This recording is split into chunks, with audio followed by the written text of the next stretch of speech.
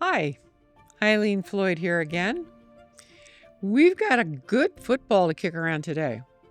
Have you ever been with someone having a conversation and you get so frustrated because they absolutely, positively are not only unable, but they're unwilling to hear your side of it or to listen to what you're explaining? Sometimes they just have a personal issue with you. But a lot of the time, what you're running up against is what I call, well, in layman's terms, stinking thinking, but the Bible would call it something else. As a Christian, we would call it a stronghold. Now, a stronghold has a number of definitions. If you go the Webster's route or Wikipedia today, for those who don't carry around big 20-pound books, a stronghold is a fortress.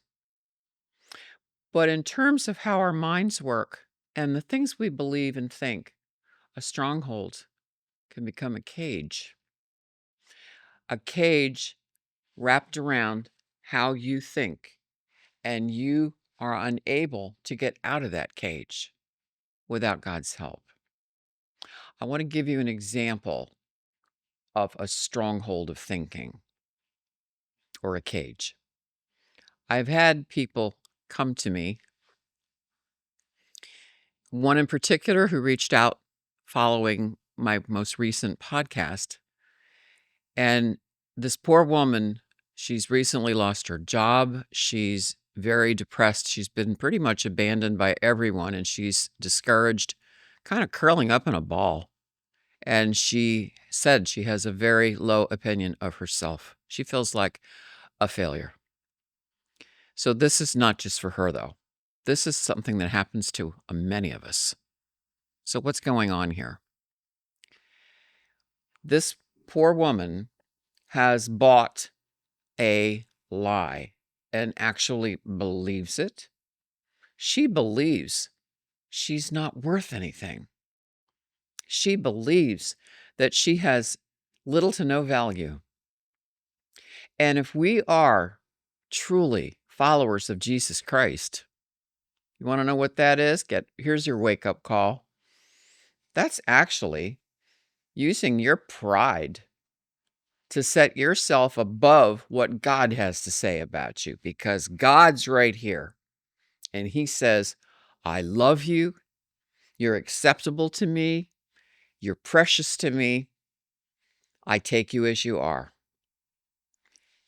But if we have a low self-esteem and we think we're worthless, we're taking our opinion, our thinking, our attitude, and we're saying, no, my self-evaluation is more accurate. You're actually putting your own opinion and judgment above the word of God.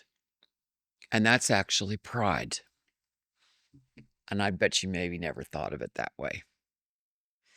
So how can we overcome that? Well, Proverbs 23:7 says, as a man thinketh, so is he. Really short words, very simple. That's one of the shortest verses in the Bible. But how we think, what goes on up here, what we choose to believe, and it is a choice, that is what's going to determine our behavior. That's what's going to determine how the choices we make, the limits we put on ourselves, whether we're going to fulfill our destiny that God has for us and the purposes he's already laid out for us, because he has a plan, and it's a good plan for each and every one of his children. So, we're going to talk about strongholds.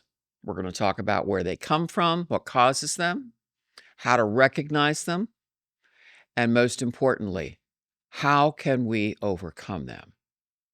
And why are we going into this subject? Because you